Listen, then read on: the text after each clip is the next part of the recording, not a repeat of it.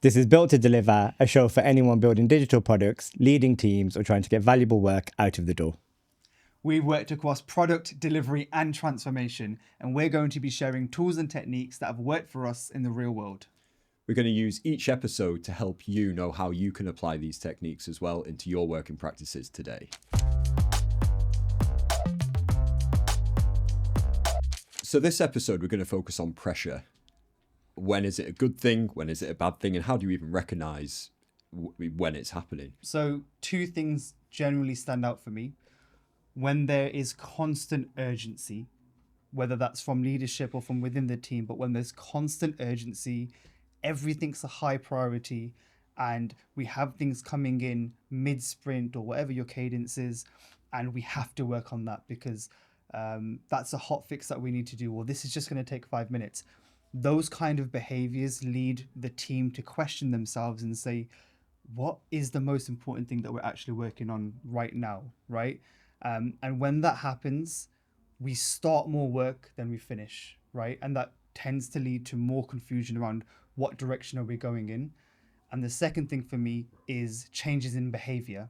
So if a team is really good at pairing and they do it because they like doing it, because they know the benefits that pairing can give, when they're in a pressurized environment, they may stop doing that. So they might be doing it quite frequently, and then they'll stop doing it. Another example of a behavior change could be if a team's engineering practice is they do 2 reviews per PR, that could then drop to doing 1 review per PR. So the shortcuts start to creep in.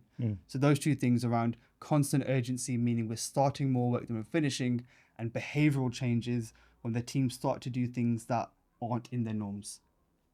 Yeah, it's a good answer. I would say, and it's related, but there are soft signals and more technical telltales. So from a soft signal point of view, it could be, are there shifts in the team's body language? Are there shifts in the team's communication? If we're remote, are cameras always being turned off? Are people taking a long time to answer questions and then nobody really wants to come off mute and answer or contribute? Those are some of the soft signals that I think are telling. But from a technical point of view, it could be, are the team cutting corners? And you gave an example of PRs, for example, but it could be, are we inheriting more technical debt? Are we building features, but we're building them in a way where the infrastructure is the expense that we're paying? So, for example, the feature's out there, but the whole platform might fall over. And those type of things I think, are telltales. So it's actually really important to have those conversations and be intentional about it. Is that, if it's a technical telltale, for example, is that technical debt worth sacrificing now? And then it's an intentional conversation and we say, yes, it is. It's not going to be detrimental. We'll pay it back later. But if that conversation isn't happening and it's just implied that technical debt is the expense we're going to pay for faster delivery, I think those type of things are telltale signs. I think to piggyback on what both of you have said there, I think for me, some of those things are all right in the short term, and you can, sometimes make certain compromises for the right reasons. And then it becomes a question of, well, how long have you been cutting these corners? How long has this been happening? How long have, the behavior's been shifting for? And if it's a prolonged period of time, I think that's where it becomes a problem, because I think a lot of the time, we were just talking earlier, like thriving under pressure. I know I do. I know a lot of people do. And that can be a good thing. But there comes a point where too much pressure, too much of the time, it devalues what that pressure is, because, well, you don't know what low pressure is anymore because it's always high pressure. So just to clarify, because I don't think you meant this, but you said both those 2 things are okay. One of the things I talked about was the soft signals or soft behaviors where maybe cameras are off, communication is poor, body language is not quite right. You don't mean that's acceptable in the short term? No, quite right. And thanks for calling that out. No, more, I'm trying to think exactly what the points were, but one of them was around maybe making some technical compromises. Yeah, the technical side. Yeah, that's a conversation trade-off. Yeah. And I think in terms of recognizing pressure as well, it might seem like a bit abstract at first, but if you're working on a team, and I say this from experience, having lived on both sides of this. If you're working on a team that regularly releases things into the big bad world, you've got users using it, you're seeing how they're using it, even if the pace of work is the same, that's a release of pressure. That actual releasing the work, getting it out there, seeing people using it and getting feedback can essentially let off a bit of steam. Whereas if you're working on a team, as I have done recently, where for various reasons it was a case of we have to do a big bang delivery and work behind the scenes on something for a prolonged period of time, that pressure was just constantly building with no real release of it, because as I say, we weren't having our work out there in the real world and being used by people. So I think that pressure mounted quicker than it would have done under the same working conditions on a team where you're actually getting things out there and seeing them being used and getting feedback. So is that the parallel between pressure for a team that is running on hot versus a team that's running on empty, for example?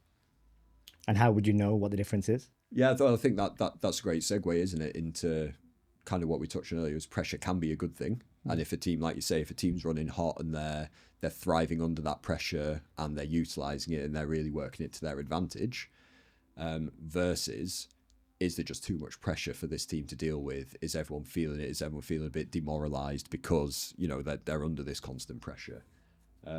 So to flip it back on you, have you worked in either of those settings? Have you worked in both? What have you noticed is the difference? Yeah, probably worked in both of those settings. And I think it can come in cycles as well. You can be in both those settings on the same project, for example, and it's just maybe the interventions or the changing dynamics that is the difference between whether a team feels comfortable to take on that pressure and run on hot versus basically taking that pressure and it burning them out. I think it could be a leadership or a cultural thing that impacts the way that the team interpret it. But I think the telltale signs are if there's a challenge. So, for example, we need to retire something. It could be we need to retire an app, or we need to retire a website, or we need to do some sort of meaningful upgrade, and there is a specific deadline to do that. That could be good pressure because actually that date isn't movable. There's conversations about what is movable, but that date isn't movable for whatever reasons. It could be maybe, I don't know, a provider is deprecating a service, for example. So that's not in your control. You need to just meet that. That type of pressure could be healthy if it's labeled in the right way. What the team can't do is just to say, well, I don't know, Microsoft, that's not my problem. That's you that's deprecating. It is actually your problem because it's impacting you. So what are you going to do about that? That could be healthy pressure if the conversations are, okay, we've got this constraint.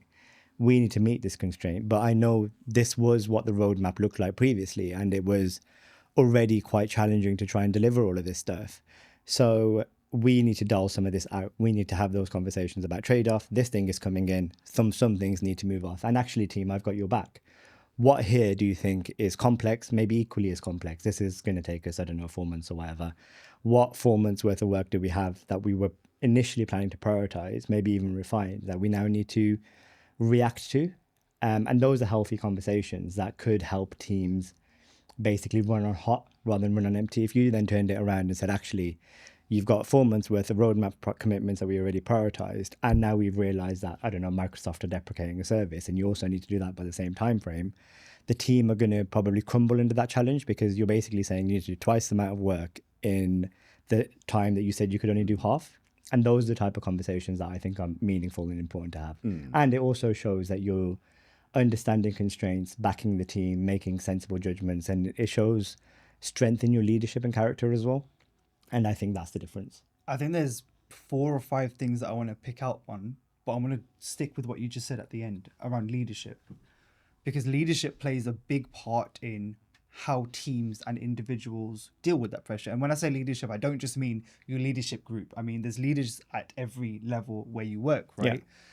Yeah. And what are some good examples or some good behaviors that leaders can exhibit that impact the team, right? So for example, I can think of 3 things that good leaders do that make handling pressure easier. So one is they provide clarity and focus. When they're able to do that, it's easier for teams to be able to move in a unified direction. The second thing is leaders ask the question, how can I help you? Right? And if you've ever had a leader who's asked you that question before, hey Pat, hey Charan, I know things are a bit tough right now, delivery data, whatever it is, but how can I help you and the team move forward? That's such a powerful thing, because that unlocks a whole different conversation that you can have, right? And the third thing is they absorb that pressure rather than shift it. And you said something there a second ago. You said something like, they'll back you, they'll have your back, right? Yeah. Because if you've got a ton of incidents in production, right? If you've got customers very unhappy with the way things have gone, it could be very easy for someone to say, well, Charan's team is the one who's developing this thing. It's kind of their fault, right? Well, you could say, well, actually, yes, I can understand this is happening. This is down to me and I will fix it. And these are the steps that we're going to take, and protecting the team from that heat. It could be, yes, there's a lot of incidents, but the reason there's a lot of incidents is because they have sacrificed technical debt for too long a time. It's been 6 months. Yeah. They have been trying to do things more quickly. They have been trying to cut corners. They haven't been looking at quality. I think the signal for me though is there's two things here. Sorry, there's how do you as an individual react to pressure, and how do you as a team react to pressure. So as an individual, it can be very challenging working in a pressurized environment. Your decisions might be a little bit slower. You might be a little bit more anxious, a bit more stressed. On the flip side, and this is, I'm that type of person, I thrive under pressure. If you put me in an environment where there isn't a lot of pressure, there's not many deadlines, or no one's really kind of asking you how things are going, then I personally would work a little bit slower and not to the best of my ability. But when there's in a pressurized environment, when there's a lot at stake or there's more things that you need to do, I work a little bit better. But from a team perspective, I think it's very important that you have those explicit conversations to state how are you going to work as a team, right? Is it a controlled environment, or is it just really chaotic and really reactive? And just before you jump in, a quick example I can give is I worked for an organization recently who went through a pivotal moment in their company's history, and the CEO was giving a live stream of the direction that they were going in.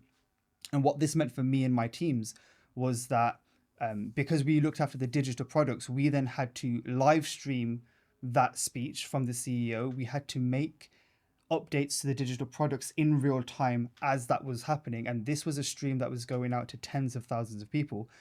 And Daniel, who was the member of leadership in charge at the time, he cultivated such a good environment that was controlled, because this was a pivotal moment in the company's history. It was a highly pressurized environment. There were about 6 different teams involved, right? From content team, editorial, operational, QA, front end, back end, whatever it was, right? But he created an environment where everyone knew the roles that they were playing. If a specific incident was to happen with, we've got so much traffic coming into these servers, what do we need to do in this situation? Or actually this button didn't change, or the video stopped streaming, what do we do? He created an environment where we could deal with that pressure. And you touched upon a really good point earlier. You said it's a specific amount of time, right? For this specific event, we knew it was 12 hours of graft, but we knew why. We knew there was a specific endpoint, and we also knew after that there was a period of release where we could then relax and take that time back. But there's a way to handle it, right? And I think in team environments, if it's controlled and there's good planning around it, it can be super useful. I would say to that, another characteristic that leadership could show is calm.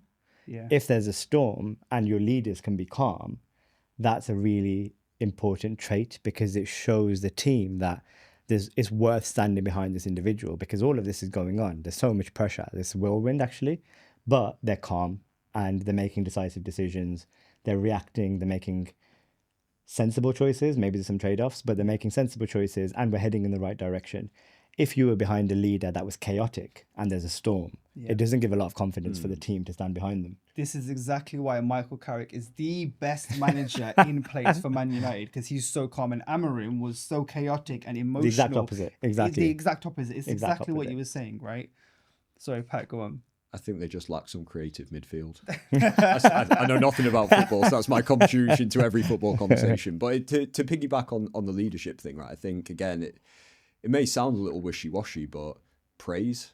I think if people are constantly working under that pressure, recognizing them for their efforts and their contributions, I think is in its own way a form of release, and I think can kind of charge people up again. But Charan, you started to get into it then. Can you give either of you give any other examples of where you've been in a pressurized environment, whether it be the whole company or just your team specifically, and people in leadership positions have done things or shown behaviors that have made things worse? I can think of one for Mike. So I worked for an organization where I was the lead Scrum Master for the consultancy at the client site. So I was the lead Scrum Master of 6 Scrum Masters and 2 project managers. I had to do the job of leading 6 or 7 teams at the time, as well as managing these other Scrum Masters and working with some of the project managers. I was doing all of the interviews, I was onboarding everyone and doing the job at the same time. That's a lot for one person to take on. It's a hell of a lot for one person to take on. And I was happy to do it because I just got into contracting. And I wanted to say, I can do it. I can do it. Please keep paying me, right? But from a leadership perspective, from the consultancy side or from the client side, I think they should have been able to see this is a lot of pressure and stress I'm putting on one individual. And coming in to support or coming in to say, how can I help you? For me, that would have been a lifesaver because I did it. And again, high pressure environment, I can cope. Yeah. But it was that lack in the of same support. breath, it was a lack of support and just a lack of not empathy, but acknowledgement. Well, this is actually a lot. Massive client, 6 or 7 Scrum Masters, 2 PMs, and you're working with 6 or 7 teams. How are you doing this all in an 8-hour day? Right? Just the acknowledgement to say, well, actually, we need to slow down a bit or let me get some help. I think it's that, just having your eyes open from a leadership perspective to say, actually, yes, things are moving, but actually it could be better and you might need some support. A bit of a sidetrack, actually, and you said earlier in one of the previous episodes, and maybe we should save this from a Consultancy 101 episode for a Consultancy 101 episode, but you're talking about an 8-hour day. If a consultancy is charging an individual for an 8-hour day, but it's actually taking them 12, 14 hours to complete that day, there's a conversation for the consultancy to have as well, because maybe they're undercharging. So again, from a Consultancy 101 point of view, I think that's an interesting conversation to get into, maybe not for right now. Yeah. 100% get into it. I think we'll wrap up that section there. I think we talked quite a bit around the various different types of pressure. Again, as we like to do, just to recap, some things that individuals can do working in a pressurized environment that can help the situation, regardless of their position. Give several different answers or just a blanket one, whatever's on your mind for what people can do to help out in pressurized environments. I can go on that. It's going to be really basic, really simple. Lighten the mood. I think if you can go into a high pressure environment and lighten the mood, it's a really important and valuable skill set to have, because it automatically shifts that dynamic from pressure to it's work. It's valuable, it's important, it's critical as well, probably a lot of the time, but life is so much more. I think for me, I'm going to copy what you said earlier about being calm. So Daniel, who I was talking about earlier in that example, he was very calm and he brought me into the room, not because I was playing a pivotal part, like I wasn't doing any of the work, but he wanted me in the room because of my demeanor and because of my nature to settle those nerves and to be that good sounding board for the teams if shit hit the fan, right? So if you're in those environments, try and be calm. Easier said than done, but take a breath, try and be calm, lighten the mood if you can. And obviously speak up and ask for help from whoever you need to. Yeah, and I guess one final thing that I'd just chip in is celebrate the small wins, whether it is a release, whether it's a bit of praise, anything that kind of helps dispel some of that pressure at all. Say again. A birthday. What, in the middle of a high pressure environment? Happy birthday to you. Exactly. Right, we've clearly descended now, so we're going to move in to ship it or scrap it. This is a part of the show, quick fire, where we throw out some different concepts or ideas.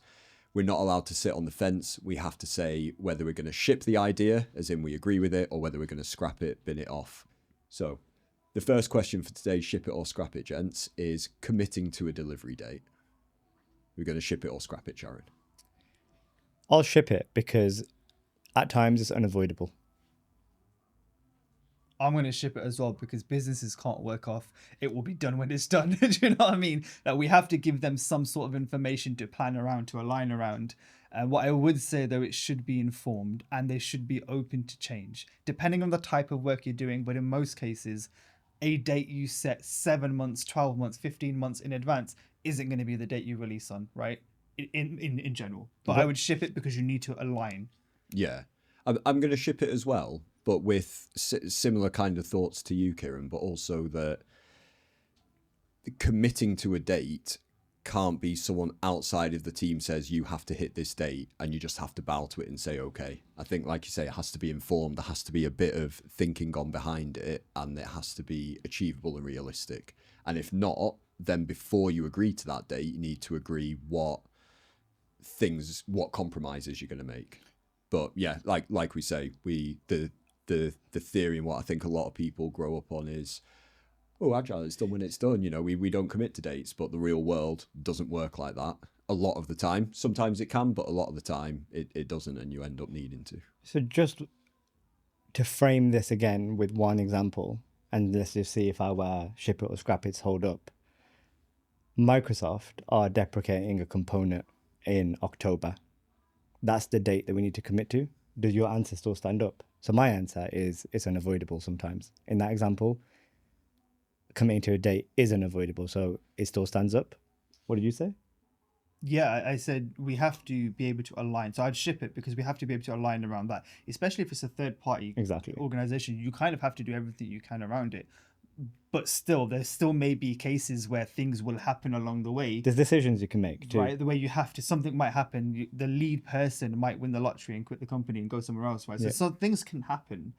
But of course, in that scenario in particular, you commit to a date. Yeah.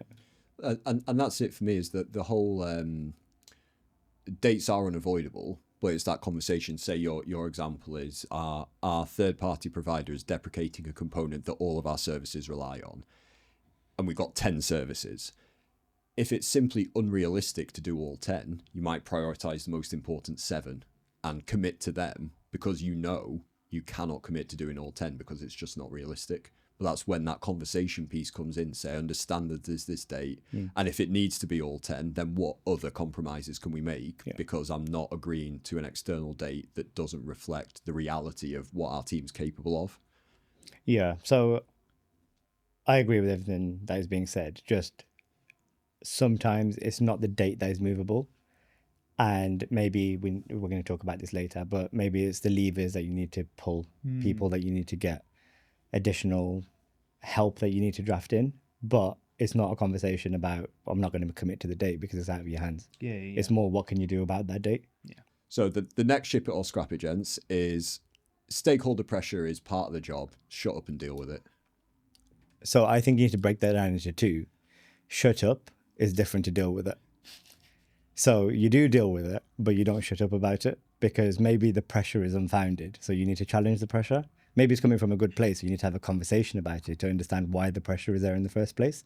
You do ultimately maybe need to get on with it if there's not compromises, and there is often compromises, but if there's not compromises that could be made for a specific reason, you might still need to get on with it, but at least you understand why you need to get on with it.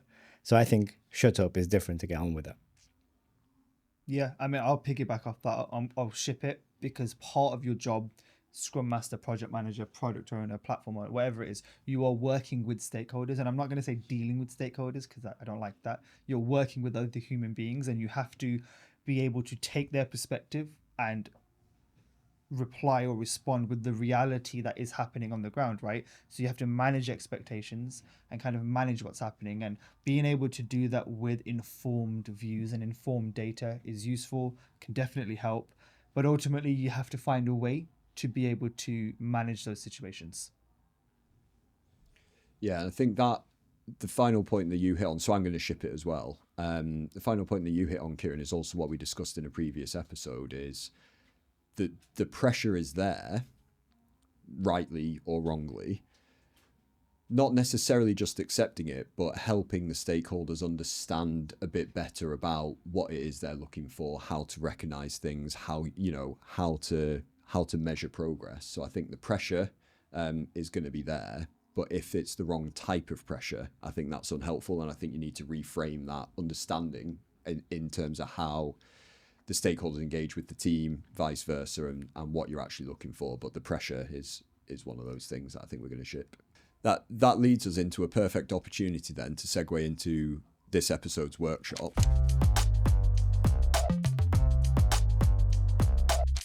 This segment was focused on pressure and how teams can use pressure to either run on hot or get burnt out.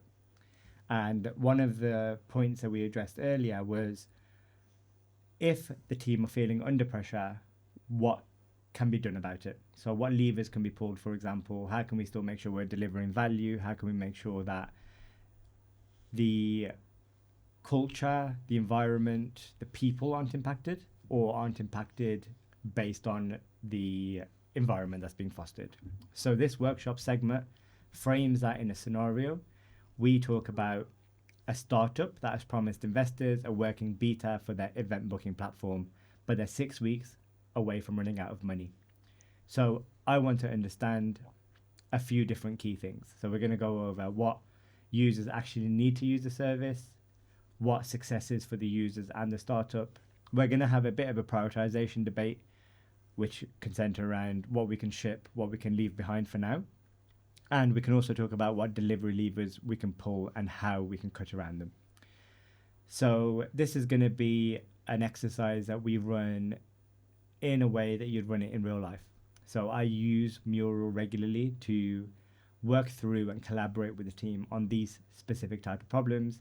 And a problem shared is a problem divided.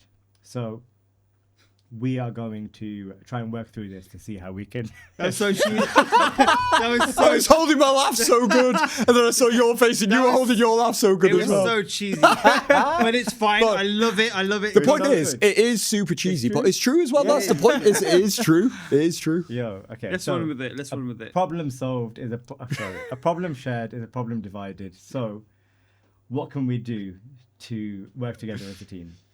So, Kiran, Patrick, what I want to do is get you guys to put some post-it notes here on what users need to use the service and what success looks like for the startup. So let's just focus on those two columns for now, and we'll see what we come back with. We'll group things, we'll talk around them, and then we'll move on to the sections.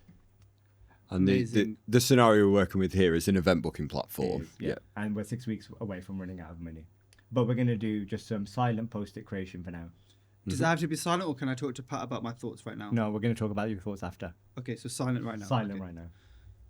Okay, very strict. I like it. All right.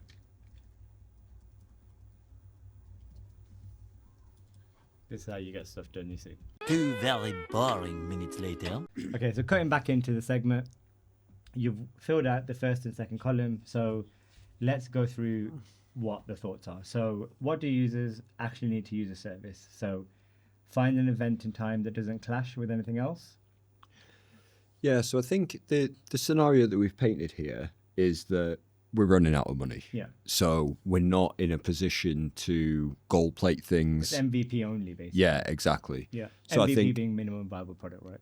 yes. So if you're looking at delivering something that is still valuable to some users, I think at its very rawest element, you need to know that if you're booking an event time and space, that you know you're going to get that space and there's no one else going to turn up on the same day because you double booked it. Yeah.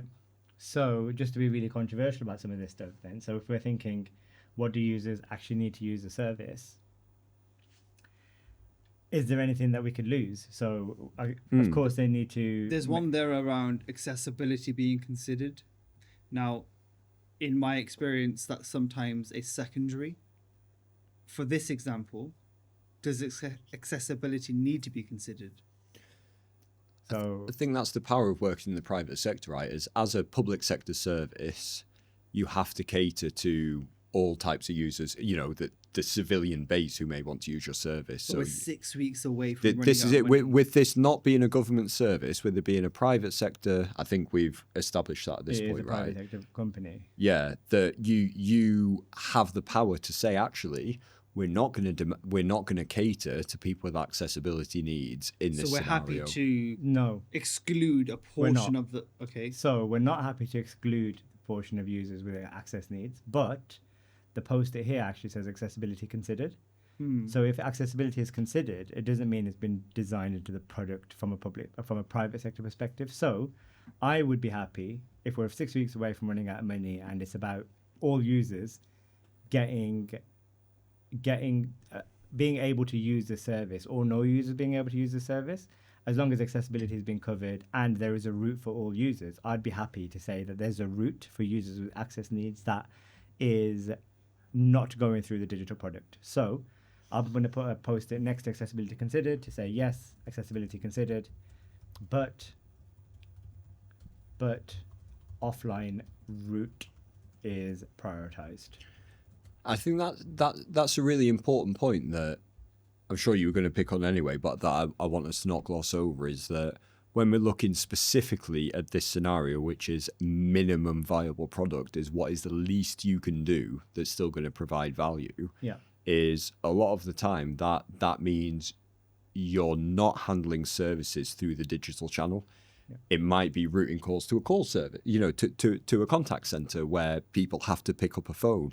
It's not ideal. It's not the long-term solution. But if you're faced with, we have 6 weeks to deliver this, and if we don't do it in 6 weeks, then we run out of money and we don't have anything, you might have to make those tough decisions to say, well, unfortunately, certain users might have to follow an alternative channel. So on that point then, if I make this color yellow, for example, because there is accessibility considered, but there's an offline route prioritized, this post-it below, knowledge of what facilities, amenities are available for each booking, I feel like that's not something that necessarily needs to be covered for an MVP launching in 6 weeks' time if we're running out of money. So does anybody object if I make that red, for example? My question would be, if I'm a user of the service and I want to book an event, I would want to know, as part of my booking, what I'm getting. Do I need to provide catering? Do I need to provide, anything else? And if I'm not getting that from the event booking platform, where am I getting that from? You might be getting it from a web page, for example. A web page from where, though? A web page that is linked to the event booking platform, but not the event booking platform itself.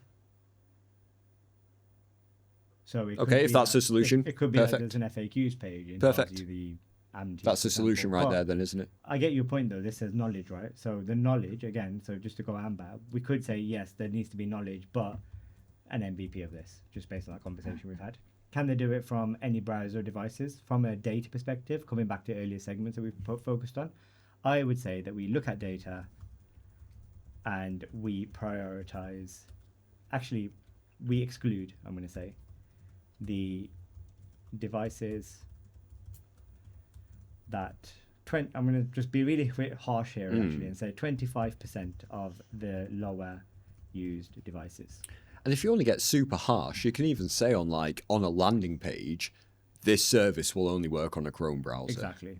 If you're forced to go down that route, if you really are running out of money, you need to have that data available to kind of say this is where the majority of exactly. So I make an assumption here that we have that data. We know all the browsers and devices that people are using, and we're not going to cater for 25% of the top devices. But that was the type of conversation that we could have. So what kind of things could we strip back from an MVP perspective? But the other is from a kind of payment methods perspective. Again, I'm going to make this amber and I'm going to say payment methods, yes, but literally the MVP. And again, that could be to take payment, you have to call up an agent who's going to take your payment over the phone. Yeah, Worst case scenario, then there's a value effort conversation. So what's the likelihood that users are going to do that versus creating for just a minimum payment spec? So there's that conversation. Okay, just moving on to the next segment for the purpose of time. What is success for users in a startup? We've got users are able to book an event, date and time and location that has no clashes. Fast, easy process. Investors maintain confidence. Startup users are able to book an event with no intervention. I'm also going to put value realized, and I'm going to say that probably in terms of revenue. If it's a startup, for example, they probably have some revenue considerations. They're starting to make some money. If they're doing a forecast, they can forecast that that revenue is going to be enough to make them profitable at some sort of stage, that type of conversation. But they're, generally speaking, what are the success for the user in a startup? Success for users is going to be a successful journey. Successful startup is going to be revenue and profit. Probably there's more nuances between that. Maybe there's reputation, maybe there's demand or whatever else. But generally speaking, we can just keep it for the purpose of this workshop at those two things. I did say earlier on that we're going to talk about prioritization debate. What can we ship? What can we leave behind for now? We kind of covered that here. So sometimes when you plan out workshops like this, you plan them out in a certain way. And as you go through them, it just makes more sense to cover off certain things at the same time or in parallel. We did that in the first section. So just before we move on, can I pick on maybe a bit of a controversial point? Okay. Is I'm guessing it must have been you, Kiran, that's put under here fast and easy process. And as much as I think that's the ideal situation to have, that's what you want to deliver for your users. In this scenario, we're talking about you're running out of money and you have to deliver something quick. I think sometimes, as much as it's uncomfortable to have these conversations, and you know it's not the ideal scenario, I think potentially one or both of those sometimes may have to be compromised in order to deliver something that's going to hit the other marks. So as long as they can get it done, is what we're saying in this. So let's make that You may be scenario. faced with It's a that good point. situation. It's a good point. It's a really good point. And I don't think we'll disagree. So for the purpose of moving on, let's make that red. Fast, easy process. We don't want it. What we do want, actually, we do want it, but just from a kind of 6 weeks perspective, we don't want it. Get the job done. Get the job done. Yeah. I like that. Get the job done. Moving on to the next step, prioritization debate. Like I said, sometimes you plan out these workshops in a certain way. It doesn't materialize that way. You cover things off earlier. You don't need to labor the point and cover it off again. So what we're going to do is move it aside. This happens in real life settings as well. And what we're going to do is focus a couple of minutes on what delivery levers we can pull and how we might be able to cut around them. So I'll give you guys a minute for this. A few minutes later. I was going to ask you guys, as the people that have written them, spend 5 seconds Sure. just going through each one, because then I've got to follow one. So the first one for me then was ignore the non-functionals. The specific one that we spoke about was accessibility, but it could easily be security or performance related kind of non-functional aspects of this, right? I think to me though, there's a risk conversation around that. So Okay. Yes. for example, and I've got another one here about, do you accept the risk Okay. of ignoring some of these things? Right? Yeah. But finish off your point. Sorry. no, I that was going to be my point. If we're ignoring security, for example, what's the likelihood that security risk is going to materialize? If it's too likely, we don't ignore that. It is actually one of the must-haves rather than something that we lose. Yeah. But if it's something that we think is a very low risk and it's very unlikely that this platform is going to be targeted in any malicious way, then maybe we can live with it. But there's a conversation about trade-off, and it's not we ignore all non-functionals. There's a conversation about each one. Who and the likelihood needs of to each one. accept that risk? Just for depends. my benefit. So it depends on the setup. So a lot of organizations have a senior responsible owner, for example, might be considered an SRO. Generally speaking, the SRO signs off on risks. But those risks need to be presented to the SRO in the first place. That's somebody that's accountable for everything. There might be a security team, there might be a data and privacy team, there might be a product manager, for example. There will be a element of risk acceptance at each level probably there, but then there will be somebody who is overall accountable, and it probably will be the senior responsible owner. So it's important to make sure that that person is equipped with all of the information to either accept the risk or say that that risk is unacceptable. I think if you don't have that exact job title, it might be something like service owner. I think you touched on product owner. And I think if you don't have any of those, it's a case of trying to draw out the relevant data points from each relevant team to form a bit of a matrix and say, here's our input, here's what we think about this specific issue. And almost forcing a decision from maybe a management team, or, you know, if in the absence of anyone who's going to take that responsibility, is fill in the context, give all the relevant contributions that you need, and land that with someone who can say, based on the information I have from the experts, I accept. we're going to do this or we're not going to do this. I've just seen in the background whilst we've been talking, Kiran actually has been grouping some of the post-its as well, and that's really important. Again, if we're giving practical takeaways, to make these sessions efficient and remove duplication, it's often a good practice to duplicate post-its that are repetitive, so we can Not talk about them in duplicate, one but go. group them Group together sorry. so they're aligned, right? Group post-its that are duplicative so that we can avoid repetition. Duplicative. That's a good word. Yo, is that a real word? If that is a real word. That's not, you don't think that's It is a word. Duplicative. It is a word, I like that. It's not even I a big like that. word, but we didn't go from Preston, so maybe it's to you. Okay, so just going through that theme, just picking off a couple of points and not dwelling on the exact detail of them. Does anybody want to talk about anything else, or should we move on? I think the main one for me is, can you ask for more money? That's a really Right, interesting one like- because people get their back up at that, right? Sometimes. It's very scary thing to do. Can you ask your stakeholders for more money to deliver this thing that's so valuable for them? I think as Right. consultants as well, there's a really interesting skill set in that Yeah. because What do you mean? it's a bit of a I guess